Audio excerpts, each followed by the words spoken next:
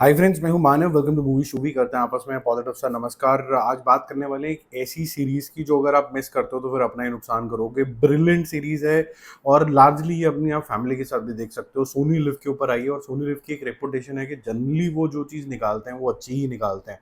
बहुत ही ज़्यादा ब्रिलियंट है। इसका नाम है कान खजूरा। ठीक है, कान खजूरा जिस तरीके से आपके दिमाग को इन्फ्लुएंस करने लग जाता है, यहाँ पर भी बहुत से लोगों को इन्फ्लुएंस करने की कोशिश कर रहे हैं। वो कॉन्सेप्ट के ऊपर ये चलती है। बट इसमें से एक ऐसा कान खजूरा है जिसके बारे में मैं बताऊंगा नहीं। जो मेन कान खजूरा है वो इतने तरीके से इन्फ्लुएंस कर देता है कि शायद आप कोई बहुत ड्रास्टिक स्टेप भी अपनी ज़िंदगी के अंदर ले लेंगे और वो ड्रास्टिक स्टेप हो सकता है आपकी ज़िंदगी और मौत का फैसला कर दे। इतना ज़्यादा खतरनाक ये रिवेंज साइकोलॉजिकल ड्रामा है। अलग तरीके का है। आपने रिवेंज ड्रामास बहुत सारे देखे होंगे, लेकिन साइकोलॉजिकल तरीके से किसी को इम्पैक्ट कर जाना ये अलग ही तरीके का है। इसके अंदर बहुत ही शानदार तरीके की आपको एक्टिंग दिखेगी रोशन मैथ्यूज़ की, जिसके लिए आप तालियां बजाते बजाते मतलब बिल्कुल थक जाओगे। आप बोलोगे क्या शॉट दिया है। और बीच बीच के अंदर आपको स्पार्क ऑफ जो ब्रिलियंस है ना बाकी एक्टर्स की, जैसे कि मोहित रैना, जबरदस्त authoritative screen presence, Ninad Kamat बहुत अच्छे तरीके से साइड सपोर्ट, और महेश शेट्टी। आप ऐसे लोगोगे यार इतने टाइम से ये अलग अलग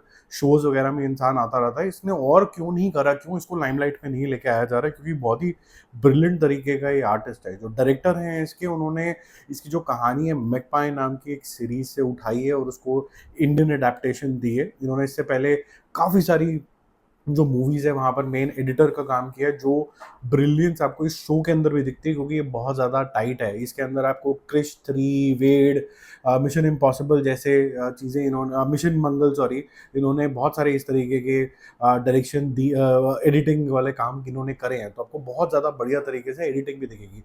तो स्टोरी आपको दिखती है 4 दोस्तों की, जिसमें से 2 भाई हैं, मैक्स और आशु, यानी कि रोशन मैथ्यूज़ जो कि छोटा भाई है और बड़ा भाई है मोहित रैना। और रोशन मैथ्यूज हमेशा भाई की छत्र छाया के अंदर ही रहता है, मैक्स के छत्र छाया के अंदर ही रहता है, और वो उसी को ही ल्योर करने की आजीवन जो है कोशिश करता रहता है। ठीक है, और पेड्रो और जो शार्दुल है वो इसके दोस्त हैं। अब समय बीत जाता है और ऐसा दिखाया जाता है कि ये जो यंग बच्चे हैं ये अब अडल्टहुड के अंदर जा चुके हैं, और इसके अंदर आशु जो है अभी भी जेल से बाहर आया है। अब वो जेल क्यों गया था, किसने उसको जेल भेजा था, क्या इनमें से किसी का हाथ है कि नहीं है?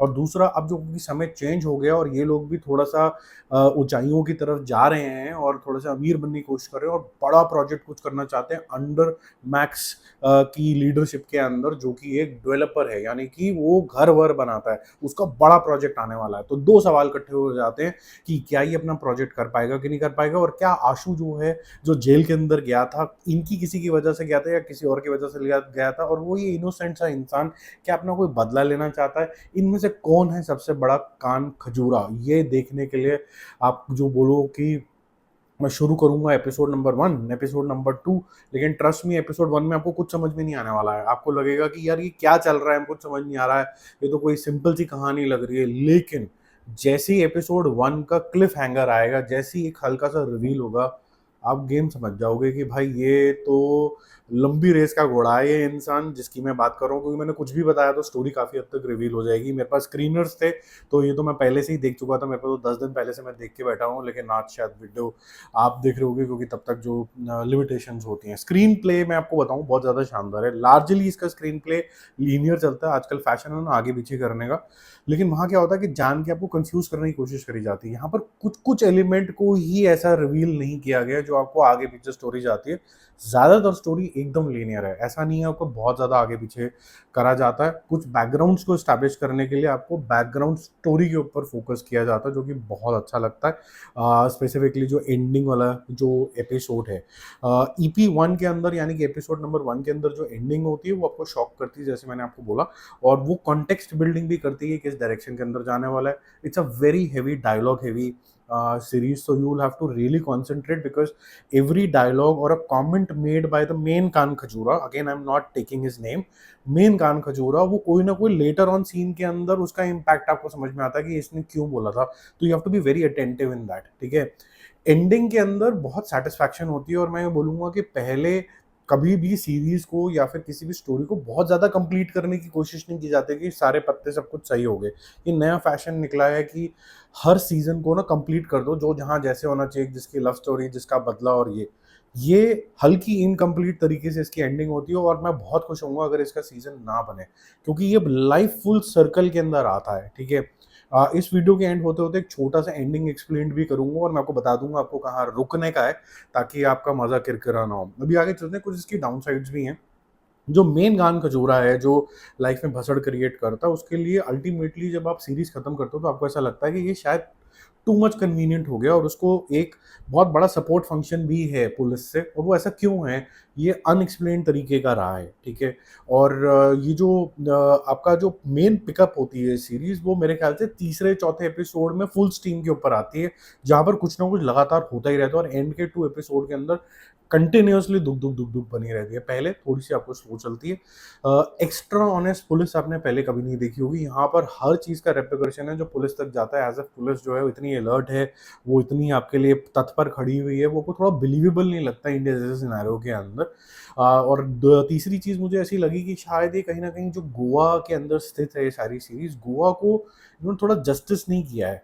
गोवा की बातें बहुत हुई हैं, गोवा के 2-3 लोकेशंस को इन्होंने दिखाने की कोशिश करी है, लेकिन द रियल गोवा इवन जो सी साइड होती है वो तक नहीं दिखाई है इसके अंदर। तो मेरा थोड़ा-सा वो रहेगा कि भई ये गोवा को गोवा की तरह क्यों नहीं दिखाया है। But at the same time ये सीरीज़ इतनी ज़्यादा इंट्रिगिंग है, आप बहुत ज़्यादा मिस नहीं करते हो। मैं इसको बहुत ज़्यादा हाई रेट करूँगा क्योंकि ये बहुत ही ज़्यादा सूझी हुई दिमाग से हेवी सीरीज़ है और जो आपको हमेशा एंगेज करके रखती है। मेरा मूवी-शूवी स्कोर इसके लिए रहेगा 4 stars, 4 and half stars out of 5। Brilliant acting, brilliant direction, brilliant screen play, brilliant editing I would say. Now इसका जो एंडिंग एक्सप्लेन्ड है अब यहाँ पर इससे छोटा-सा ही है। तो आप वीडियो स्टॉप कर सकते हो, जिनको आगे देखना है वो देख सकते हैं। देखो कहानी में क्या है कि रोशन मैथ्यूज़ जो है वो मेन कल्प्रिट है, या आप कह सकते हैं कि मेन कान खजूरा है, या फिर मेन प्रोटैगनिस्ट है, मेन एंटागनिस्ट भी वही है, मेन कह सकते हैं पीड़ित भी वही है। अब इसके अंदर ये दिखाया गया है कि ये सारे लोग उसको छेड़ते रहते थे, वो हकला था किसी ज़माने के अंदर, बचपन के अंदर, और इसको किसी न किसी तरीके से बुली करते रहते थे। अब ये बुलिंग किसी टाइम पे इतनी ज़्यादा हाई चली जाती है कि एक रशियन या फिर कोई एक टूरिस्ट आता है गोवा के अंदर, जैसे आते रहते हैं, वो उसका मर्डर हो जाता है इनमें से ही, और लार्जली जो सारा का सारा जो इल्ज़ाम होता है वो रोशन मैथ्यूज़ के ऊपर चला जाता है।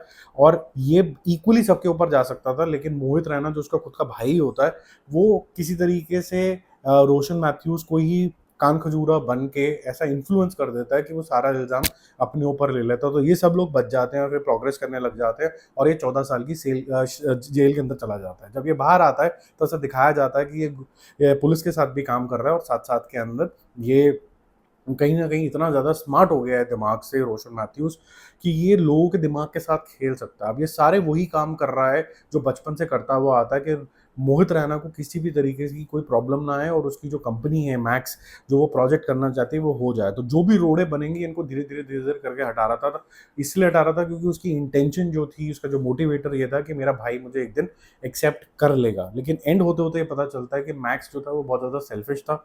उसने ये सोचा कि मेरी ज़िंदगी अच्छी बीत जाए तो ये अंदर जाए तो जाए, मुझे कोई फ़र्क नहीं पड़ता। और एंड का जो एपिसोड आते-आते जब ये दोनों ही जेल के अंदर होते हैं, तो किसी वजह से तो वो ये पता चलता है कि मैक्स ये पूरी-पूरी एक्सेप्टेंस लेवल करता है। अब आशु को इस चीज़ से बहुत ज़्यादा गुस्सा आ जाता है, लेकिन एक पिछले का प्ले भी दिखाया जाता है, क्योंकि आशु जो है वो बहुत ज़्यादा कॉन्टेम्पलेशन करता रहता है, सबको इन्फ्लुएंस करता रहता है, तो उसका एक बैकअप प्लान भी होता है। वो मैक्स की वाइफ़ को ये इन्फ्लुएंस कर देता है कि अगर मैक्स अंदर चला गया और उसके दोस्त यार भी अब नहीं रहे हैं, क्योंकि एक बम ब्लास्ट में लगा है, एक को गोवा छोड़ के जाना पड़ा है, तो ऐसा अगर हो जाएगा तो फिर कैसे चलेगा? आपको भी अपना जो लाइफ़ है उसको सिक्योर करना है। तो वो मिल जाती है मैक्स के मामा के साथ, और सारी की सारी जो प्रॉपर्टी है और जो बिज़नेस है वो खुद हथिया लेती है और मैक्स के ऊपर ही इल्ज़ाम लगा देती है उसकी खुद की वाइफ़। तो अब ये दिखाया जाता है कि अगर आपको कोई धोखा दे सकता है, जिससे आप जेल में ही रह सकते हो, तो वो लाइफ़ फुल सर्कल जो होती है वो एक इनसाइड वाला आदमी ही कर सकता है। जैसे कि इनिशियल लेवल पे मैक्स ने आशु के साथ किया, आशु ने मैक्स के साथ कर दिया, तो लाइफ़ आ गई फुल सर्कल। तो ये इसकी एंडिंग थी। अब इसके अंदर अगर हम ये दिखाने की कोशिश करें कि मैक्स भी बहुत स्मार्ट आदमी है, मोहित रैना का जो कैरेक्टर है बहुत ज़्यादा स्मार्ट है, वो कुछ करके अब बाहर भी आएगा और वापस आएगा।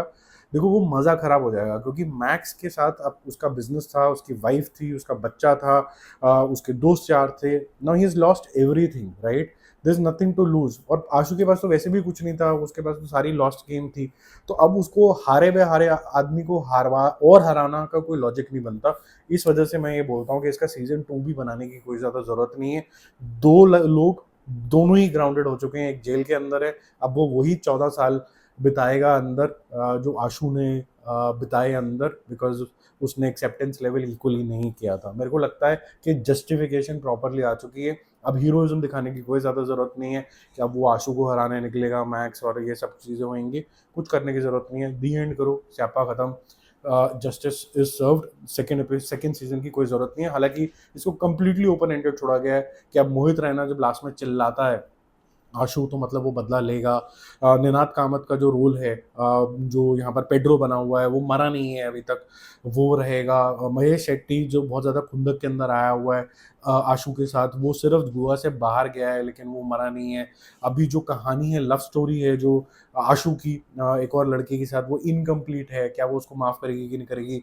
ओपन एंडेड सवाल ये भी है कि रोशन मैथ्यूज़ का जो कैरेक्टर है, उसको पुलिस से इतनी ज़्यादा जो प्यार है वो क्यों मिल रहा था, किस वजह से मिल रहा था, उसको क्यों इतनी प्रोटेक्शन थी वहाँ से, ये सब चीज़ें अनएक्सप्लेन्ड है completely.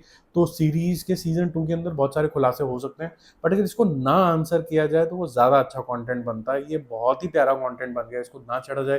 We don't need season 2 practically speaking. आप इस सीरीज़ को देखिएगा और उसके बाद वापस आके बताइएगा कि इसका सीज़न 2 हमें चाहिए ही क्यों? ये बहुत अच्छे तरीके से स्टोरी एक फुल सर्कल बन के खत्म हुई है। ठीक है? बाकी जल्दी मिलते हैं और रिव्यूज़ और अपडेट्स के साथ। Stay connected. Bye bye.